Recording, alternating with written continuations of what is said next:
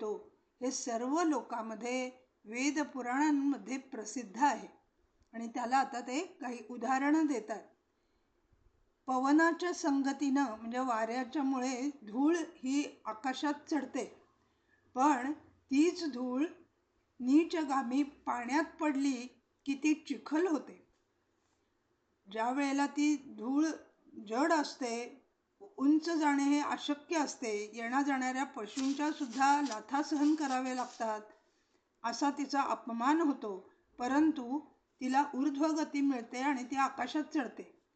आणि जर ती खाली आलीच तर राजांच्या मुकुटावर, देवांच्या मस्तकावर सुद्धा बसू शकते.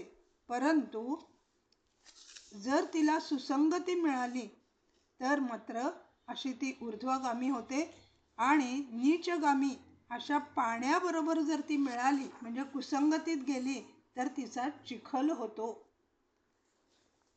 त्याचबरोबर सज्जनांच्या घरातले जे पोपट असतात ते या, बसा, पाणी घ्या, राम राम अशा पद्धतीने बोलत असतात.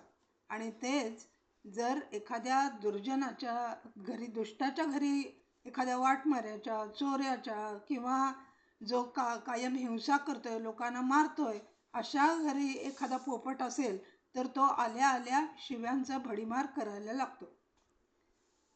त्याचबरोबर धूर हा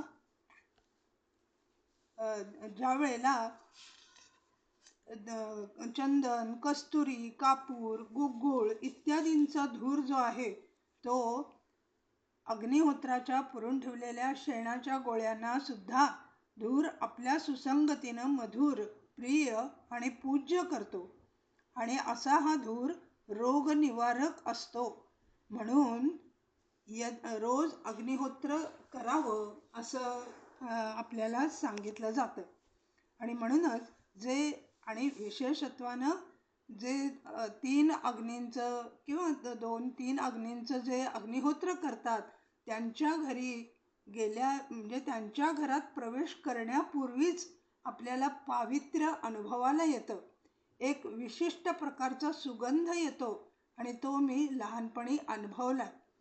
कारण माझं बालपण सांगलीला गेलेलं आहे आणि तिथे नातू नावाचे अग्निहोत्री होते आणि त्यांच्याकडे 3 अग्नी होते.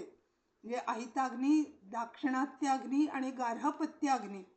त्यामुळं त्यांच्या घरात प्रवेश करतानाच एक पवित्र असा सुगंध यायचा की जो गाईचा, गोमयाचा एकत्र अशा सगळ्या या गोरसाचा असा सुंदर सुगंध यायचा. त्याचप्रमाणे अशा या संगतीने तो धूर सुद्धा अत्यंत पवित्र बनतो, पूज्य असा होतो. आणि तोच जर धूर त्याची उत्तम तो तेलाचा किंवा तुपावर धरून त्याची उत्तम पूर्वी शाई करत असत आणि त्या शाईने पुराणादी सद्ग्रंथ लिहायला त्याचा उपयोग होत असे. आणि तोच जर कुसंग त्याला मिळाला तर तो सुद्धा काळीमा लावून म्हणजे त्याचा काय म्हणतात ते असं काजळासारखं असं सगळं राख बनल्यासारखं असं होतं. आणि ते मात्र दुःसंगतीनं अत्यंत त्याज्य असं आहे. आणि अशा प्रकारानं आता ते म्हणतात की तो जल अनल अनिल संघाता. ते नीचग, नीच म्हणजे खाली आणि ग म्हणजे गती. ज्या आपण बघा पाणी केव्हाही उताराकडेच वाहतं आणि म्हणूनच त्याला संस्कृतमध्ये नीचग असं म्हणतात. परंतु तोच धूर जर त्याला हे पवन म्हणजे वायूचा आधार मिळाला तर तो वर वर ऊर्ध्वगामी होतो. तिथे त्याला थोडीशी ऊब मिळाली की तोच मेघ बनतो आणि तोच आपल्याला पर्जन्य रूपानं पावसानं आपल्याला सगळी धरणी सुजलाम सुफलाम करतो. आणि अशा प्रकारानं म्हणून अशा पाण्याला जे निचग आहे त्याला जीवन हाही शब्द आपल्याला समानार्थी असलेला दिसतो. आणि अशा प्रकारानं या अनेक दृष्टांत देऊन त्यांनी सुसंगतीचे कसे परिणाम होतात आणि दुःसंगतीचे कसे परिणाम होतात हे आपल्याला सांगितलंय. आणि आता 7व्या या दोह्यामध्ये आता ते काय म्हणतात पाहूया. ग्रह भेषज जल पवन पट मिळुनी कुयोग सुयोग होती कुवस्तु सुवस्तु जगी बघती सुलक्षण लोक नाम भेद विधी पक्षी करी समतम जरी प्रकाश शशी पोषक शोषक गणनी दे जगी यशा यशास सियावर रामचंद्र की जय. तेव्हा ग्रह म्हणजे हे जे नवग्रह आहेत ते चंद्र, सूर्य, मंगळ, बुध, गुरु, शुक्र, शनी, राहू, केतू, नेपच्यून, हर्षल, प्लुटो हे सगळे ग्रह त्यांना कुयोग मिळाला किंवा सुयोग मिळाला की काय होतं, तर त्यातले काही ग्रह हे अत्यंत शुभ आहेत. म्हणजे त्यातला गुरु आहे, शुक्र आहे, चंद्र आहे. तर तो चंद्र सुद्धा पौर्णिमेपर्यंतचा असेल तर तो शुभ आहे. आणि अशा प्रकारानं त्या शुभ योगामध्ये म्हणजे ज्योतिषदृष्ट्या नवपंचम योग वगैरे वगैरे जे आहेत शुभ योग, त्यांनी तो ग्रह मनुष्याचं, त्या जीवाचं, त्या जातकाचं कल्याण करतं. आणि तेच जर हे मंगळ असेल तर त्याच्यामुळं ॲक्सिडेंट होतात. शनी असेल तर तो प्रत्येक कार्याला विलंब लावतो आणि अनेक पीडा देणार आहे. म्हणून तर लोक या शनीच्या 7.5ला अत्यंत घाबरतात आणि मग त्या बिचाऱ्या मारुतीच्या डोक्यावर तेल ओततात.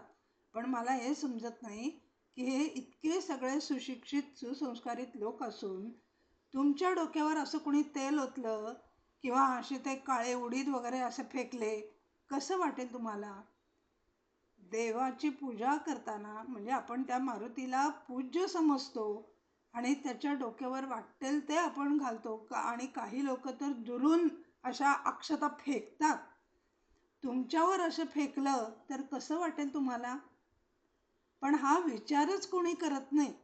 माझ्या 7.5पासून सुटका होऊ दे, मग त्या मारुतीला किती पीडा वाटेना, किती क्लेश होईना, किती त्याला दुःख होईना, माझी मात्र 7.5पासून सुटका झाली पाहिजे एवढा. हॅलो,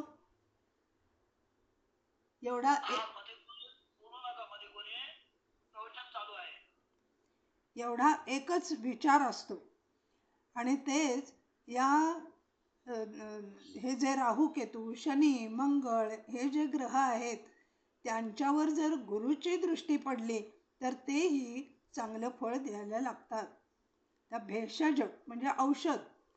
काही औषधं ही त्याला लागणारं अनुपान वैद्यानी किंवा डॉक्टरनी तुम्हाला काय सांगितले, कशाबरोबर घ्या, केव्हा घ्या, कसं घ्या, त्यांनी सांगितल्याप्रमाणे जर आपण घेतलं औषध तर ते गुणकारी होतं. आणि मुळात ज्या डॉक्टर किंवा वैद्याकडे आपण औषध घ्यायला जातो त्याच्यावर आधी पहिली मूळ श्रद्धा असली पाहिजे. कारण प्रत्येक गोष्ट श्रद्धेशिवाय फळतच नाही. आणि ते काही औषधं तर अशा या त्याच्यामध्ये थोडंसं विष किंवा हल्लीच्या भाषेत म्हणायचं तर अल्कोहोल असतं, परंतु ते काही प्रमाणात असतं आणि म्हणून ते औषधी गुणांनी युक्त होतं. जल, आता पाणी हे सुद्धा गंगेचं जर पाणी असेल तर आपण त्याला तीर्थ समजतो, अत्यंत पवित्र समजतो. परंतु त्याच पाण्यामध्ये दारू म्हणा, गटारगंगा मिसळली तर ते त्या कुयोगानं, त्या कुसंगतीनं अत्यंत अपवित्र, अत्यंत अस्वच्छ असं होतं. पवन म्हणजे वायू. मोगऱ्याच्या जवळ जर वायू गेला तर तो त्याचा सुगंध घेतो, म्हणजे त्याच्या संगतीनं तो सुगंध सगळ्या आसमंतात पसरवतो आणि तेच जर उकिरड्याजवळ वायू गेला तर तीच दुर्गंधीही पसरते. म्हणजे अशा प्रकारानं संगतीने काय होतं आणि दुःसंगाने काय होतं या बारीक सारीक पंचमहाभूतांच्या किंवा रोजच्या आपल्या व्यवहारातल्या या गोष्टींनी सुद्धा तुलसीदासांनी आपल्याला हे पटवून सांगितलेलं आहे. आणि वस्त्र सुद्धा आपण काही वस्त्र हे आपण कद किंवा पितांबर हे सोहळं समजतो आणि सोहळ्याला आपण अत्यंत पवित्र अशा शुभ कामासाठी त्याचा उपयोग करतो. आणि तेच जर प्रेताला घालण्याचं वस्त्र असेल तर अत्यंत अशुभ समजतो. आणि म्हणून अशा प्रकारानं कुयोग आणि सुयोग असे हे दोन्हीही या सगळ्या वस्तूंच्या बद्दल त्या त्या कुसंगतीनं आणि सुसंगतीनं उत्तम किंवा अधम किंवा त्याज्य किंवा वाईट असे बनतात. आणि म्हणून म्हणतात की हो ती कुवस्तू सुवस्तू जगी बघती सुलक्षण लोक. किंवा आपण असं जर बारीक निरीक्षण केलं तर कोणत्या संगतीनं चांगल्या वस्तूसुद्धा वाईट होतात आणि वाईट वस्तूसुद्धा चांगल्या होतात हे आपल्या नित्य निदर्शनाला येतं. आणि एक आता ते उदाहरण सांगतात, नामभेद विधी पक्ष करी. आता महिन्यामध्ये 2 पक्ष असतात. पहिल्याला आपण शुद्ध पक्ष आणि दुसऱ्याला वद्य पक्ष म्हणतो. म्हणजे शुद्ध प्रतिपदेपासून पौर्णिमेपर्यंत त्याला आपण शुद्ध पक्ष म्हणतो.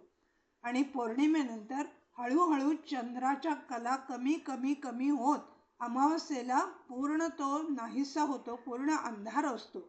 आणि म्हणून पौर्णिमेपर्यंतचा जो शुक्ल पक्ष आहे, चंद्र आहे, तो क्रमाक्रमानं आपल्याला शीतलता, आल्हादकता आणि त्याच्या किरणांमध्ये एक विशिष्ट अशी शक्ती असते की जी वनस्पतीमध्ये चांगले रस निर्माण करते. आणि तेच मात्र आपण वद्य पक्षातला मात्र चंद्र तसं करत नाही. आणि म्हणूनच याला आपण शुद्ध म्हणतो आणि त्याला वद्य म्हणतो. आणि अशा प्रकारानं मराठीमधलं रामचरितमानसाचा इथं 2रा अध्याय संपलेला आहे. आणि 3रा अध्याय त्याचा प्रारंभ करताना तुलसीदास किंवा आमचे सद्गुरू प्रज्ञानानंद म्हणतात, हा करिचार 1,84,000 विविध जीव भूजल नभवासी. सीताराममय सब जग जाणुनी करतो प्रणती प्राणी युग जोडुनी. मजसी कृपा कर किंकर समजुनी कृपा करा सर्व हिछल विसरुनी. मज निज मती बल निश्चिती नाही म्हणून विनवितो सर्वांनाही. मज इच्छा रघुपती गुणगानी चरित अगाध मम मती सानी. नुमजे अंगा एक उपाया मनमती रंक मनोरथ राया. हे जे सगळं ते आता वंदन करतायत ते कार्पण्य भावानी म्हणजे अत्यंत नम्रतापूर्वक वंदन ते करतायत. म्हणजे आतापर्यंत त्यांनी खलाना वगैरे सुद्धा वंदन केलेलं आहे. तरी सुद्धा या 84 लक्ष योनीमध्ये या 4 योनी आहेत की ज्या अंडज आहे, स्वेदज आहे, उद्भिज आहे, जारज आहे, त्यातलं कोणी राहू नये म्हणून ते आता सर्वांना सर्व पदाब्ज वंदितो. अब्ज म्हणजे कमळ. चरण कमलांना मी सर्वांना प्रत्येक मग तो जीव जड असो चेतन असो तो राममयच आहे हे जाणून मी सर्व त्यांच्या चरण कमलांना वंदन करतो आणि हात जोडूनही त्यांना वंदन करतो. कुणाकुणाला? देव, धनुज, नर, नाग, खग, प्रेत, पितर, गंधर्व. एवढंच नव्हे तर नमतो निशिचर किन्नरा कृपा करा तरी सर्व. आणि ह्या इतक्या सगळ्यांना वंदन करण्याचं कारण काय तर रामचरित्रासारखा अत्यंत सात्विक अत्यंत सुंदर विषय मी वर्णन करायला घेतलेला आहे, तेव्हा यातल्या कोणीही विघ्न आणू नये हा एक प्रांजळ हेतू आहे. आणि म्हणून अनन्य अशा भावाने, अत्यंत भक्तिभावाने ते सर्वांना वंदन करतात. मग अगदी देव आहेत, धनुज म्हणजे राक्षस आहेत, नर म्हणजे मानव आहेत, नाग म्हणजे नाग योनी आहे, खग म्हणजे सगळे पक्षी आहेत, प्रेत प्रेत म्हणजे मेलेल्याला प्रेत म्हणतात किंवा जो प्रेत योनीत आहे त्यांनाही प्रेत म्हणतात. पितर जे आपले जिवंत आपले आई वडील आजोबा पणजोबा खापर पण जे कोणी असतील किंवा जे नसतील ते पितर योनीत गेलेले असतील त्यांनाही मी वंदन करतो. गंधर्व की जे सगळ्या देवांचं म्हणा किंवा परब्रह्माचं गायन अत्यंत सुमधुर शब्दामध्ये गीतामध्ये स्तुती गात असतात त्यांनाही मी वंदन करतो. त्याचबरोबर निशिचर सगळ्या राक्षसांना सुद्धा वंदन करतो. राक्षसांना वंदन का करतात ते? कारण जसं प्रत्येकात एक गुण असतो, दोष जरी पुष्कळ असले तरी आपण पाहतो की रावणानं अपार अशी तपश्चर्या केलेली होती. हिरण्यकशिपूंनी सुद्धा अपार तपश्चर्या करण्याचं यांचं अत्यंतिक असं शरीर सामर्थ्य आणि बुद्धीचा निश्चय आहे. परंतु त्याचा हेतू मात्र चांगला नसतो. म्हणून त्यांचं नंतरचं चरित्र सगळं हे आपण वंदनीय मानत नाही. नाहीतर रावणही शिवभक्त होता, तपश्चर्या केलेली होती, चारी वेदांना जाणणारा होता, अत्यंत मर्मज्ञ शास्त्रज्ञ सगळं त्याच्याकडे होतं. परंतु एक स्त्री संघामध्ये तो त्या आणि सगळ्या वैभवात इतका अडकला, अहंकार आणि स्त्री लोलुपता या दोन दोषांनी त्याचा पूर्ण नाश करून टाकला. परंतु प्रत्येकामध्ये तेच रामतत्व, तेच परब्रह्मतत्व असल्यामुळं सर्वांना ते हात जोडून मस्तक नमवून कृपा करा कृपा करा असं म्हणतात. आणि अशा प्रकारानं ते म्हणतात की मज निजमती बल निश्चिती नाही, की माझ्या जे सामर्थ्य आहे ना ते त्याची मला खात्री वाटत नाही. कारण रामचरित्र इतकं महान आहे, इतकं तेजस्वी आहे की संपूर्ण वेदांमध्ये त्यांचं वर्णन येतं, पुराणामध्ये वर्णन येतं, अनेक संतांनी त्याचे वर्णन केले आहेत, सद्ग्रंथांनी केले आहेत. एवढंच नव्हे तर आज अजूनही त्यांची वर्णनं चालूच आहेत आणि ती पूर्ण होत नाहीत. म्हणून ते म्हणतात की चरित अगाध नि मम मती सानी. हे रामांचं चरित्र अगाध अपार असं आहे आणि माझी मात्र मती ही सानी म्हणजे अगदी लहान अल्पज्ञ जीव मी आहे. म्हणून सर्वांना मी विनंती करतो, नुमजे अंगा एक उपाया, नुमजे अंगा एक उपाया, मनमती रंक मनोरथ राया, मती अति नीच उच्च रुचि रुचि रही, अमृत इच्छ जगी मिळत तक्र नाही, सज्जन मम उद्धटता क्षमतील, मन लावून शिशु शब्द ऐकतील, बोल बोबडे बालक बोलती, माता पिता मुदित मन ऐकती. आणि म्हणून मला एकही उपाय सुचत नाही आहे आणि म्हणून मी सर्वांना वंदन करीत सुटलेलो आहे. कारण मनमती रंक मनोरथ राया, माझं मनोरथ म्हणजे भगवंतांचं चरित्र वर्णन करण्याचं अपार असं जणू काही राजाप्रमाणे माझे मनोरथ आहेत. परंतु माझं मन किंवा माझी बुद्धी याचा विचार करायला गेलं तर त्याच्या पुढं भिकाऱ्यासारखं आहे. रंक म्हणजे अत्यंत गरीब भिकाऱ्यासारखी माझी मती, माझी बुद्धी इतकी अल्प आहे. आणि म्हणून मती अति नीच उच्च रुचि रुचिरही, तुलसीदासांसारखे किंवा आमच्या सद्गुरूंसारखे स्वतःला म्हणवतात की माझी मती अत्यंत अल्प आहे, नीच आहे आणि माझी आवड मात्र अत्यंत उच्च आणि अत्यंत सुंदर आहे. जसं अमृत इच्छ जगी मिळत तक्र नाही, या जगामध्ये एखाद्यानं अमृताची इच्छा करावी परंतु त्याची लायकी ताकसुद्धा मिळण्याची नसते. असं स्वतःकडं अत्यंत विनम्रता किंवा अत्यंत लहानपण घेऊन तुलसीदास हे वर्णन करतायत. आणि पुढे म्हणतायत, सज्जन मम उद्धटता क्षमतील, मन लावून शिशु शब्द ऐकतील. सज्जन, माझ्या या चरित्राला मी काही चुकलं असेल, माझ्या हातून काही चुका घडल्या असतील तर मोठ्या उदार मनानं क्षमा करतील.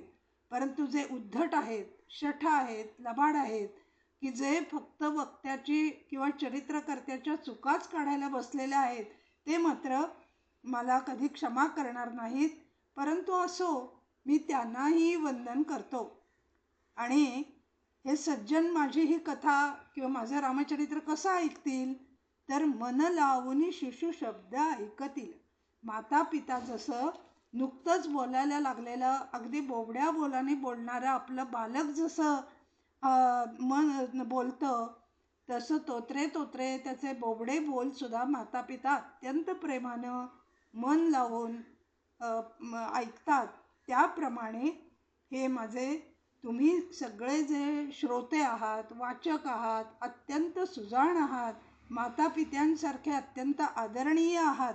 आणि असे तुम्ही सगळे सज्जन अत्यंत मुदित मनानं माझं हे बोबडे बोल तुम्ही ऐकून घ्याल.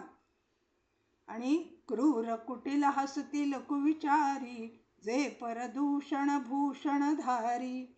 आणि जे अत्यंत क्रूर आहेत, ज्यांचा स्वभावच कुटील आहे, ज्यांच्या मनामध्ये नेहमी वाईटच विचार येतात, जे नेहमी निगेटिव्हच, आजच्या भाषेत म्हणायचं तर निगेटिव्ह थिंकिंग करणारे आहेत, ते मात्र मला दूषण देतील.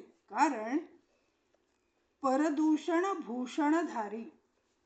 आता इथं परचा अर्थ दोन आहे, की दुसऱ्याचं यांना चांगलं, पर म्हणजे दुसऱ्याचं चांगलं बघवत नाही आणि म्हणून त्यांना दूषण देतात. आणि परचा अर्थ परमात्म्याचं वर्णन हे अशा क्रूर कुटील खल लोकांना अत्यंत दूषणावह वाटतं. परंतु सज्जनांना मात्र ते भूषण असतं. आणि परमात्म्याच्या मग नाम असेल, कथा असेल, लीला असेल, यश असेल, ते सगळं अत्यंत आनंदानं भूषण म्हणून, अलंकार म्हणून स्वीकारतात. पुढं म्हणतात, प्रिय निज काव्य न कोणा गमते, असो सुरसवा अति नीरसते. आणि आपलंच केलेलं काव्य कुणाला बरं आवडणार नाही, म्हणून मी माझंच काव्य अत्यंत सुरस आहे असं म्हणतो. परंतु ते कुणाला निरस सुद्धा वाटू शकतं. हर्षती परसुनी पर काव्याही, ते वर पुरुष न बहुजगी काही.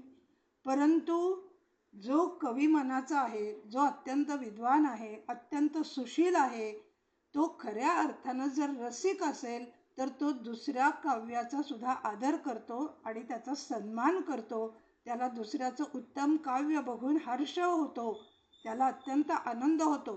परंतु असं दुसऱ्याचं कौतुक किंवा स्तुती मनापासून करणारं, असं ज्यांचं उदार मन आहे, असे जगामध्ये अत्यंत बोटावर मोजण्या इतके अल्प माणसं असतात. परंतु माझं काव्य हे ऐकून सज्जन किंवा संत लोक सुद्धा का आनंदतील, तर हे परकाव्य, पर म्हणजे परमात्म्याचं काव्य मी वर्णन करायला घेतलेलं आहे. बहुधर सरसरी समजगी राहती, ते निज जलवृद्धीनेच वाढती. आणि असे जे क्रूर कुटील असतात ना, ते पावसाळ्यात ज्या नद्या येतात ना, की थोड्याशा आपण म्हणतो ना की उथळ पाण्याला खळखळाट फार, तर त्या पावसाळ्यातल्या नद्यांप्रमाणे काहीच काळ खळखळ वाहणारे असे जे असतात ना, ते आपल्याच वृद्धीनं वाढणारे असतात. आणि तसा मी आहे असं तुलसीदास स्वतःकडं कमीपणा किंवा नीचपणा घेत आहेत. आणि म्हणून म्हणतात, सज्जन सकृत सिंधू समकोणी, जास वृद्धी विधू पूर्ण बघोनी. परंतु जे सज्जन असतील, जे सकृत म्हणजे पुण्यवान असतील, ते असे समुद्राप्रमाणे, जसा समुद्र पौर्णिमेचा चंद्र पाहिला की त्याला राहवत नाही आणि त्याच्या लाटा उंचावतात जणू काही त्या चंद्राचा गौरव करण्यासाठी. आणि म्हणून अशा समुद्राप्रमाणे जो दुसऱ्याच्या काव्य बघून अत्यंत उभरून येतो, अत्यंत आनंदित होऊन जसा अष्टसात्विक भावानी आपल्या अंगावर रोमांच उठतात, तसं जणू काही त्या समुद्राच्या लाटा उसळतात. असे जे आहेत त्यांना माझं वंदन.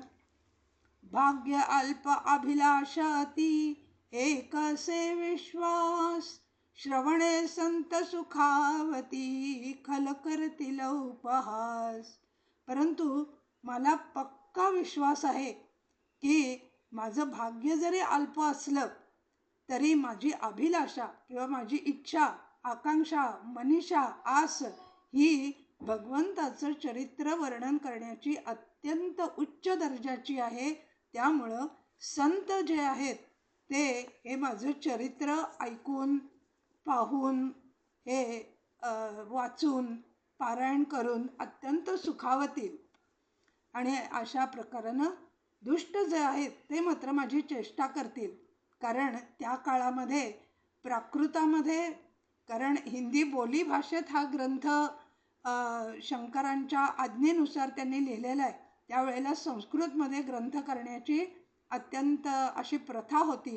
म्हणून जे विद्वान लोक सुद्धा तुळशीदासांचा काहींनी उपहास केलेला आहे. त्याचा इथं जाता जाता अगदी ओझरता असा इथं निर्देश तुळशीदास करतायत. आणि अशा प्रकारानं 8वा दोहा आपण इथं संपवलेला आहे. आणि आता बहुशः वेळ संपली आहे ना वेळ? हां, तेव्हा शब्दांना विराम देते. नान्या स्पृहा रघुपते हृदये स्मदीये, सत्यं वदामि च भवान् अखिलान्तरात्मा. भक्तिं प्रयच्छ रघुपुङ्गव निर्भरां मे, कामादिदोषरहितं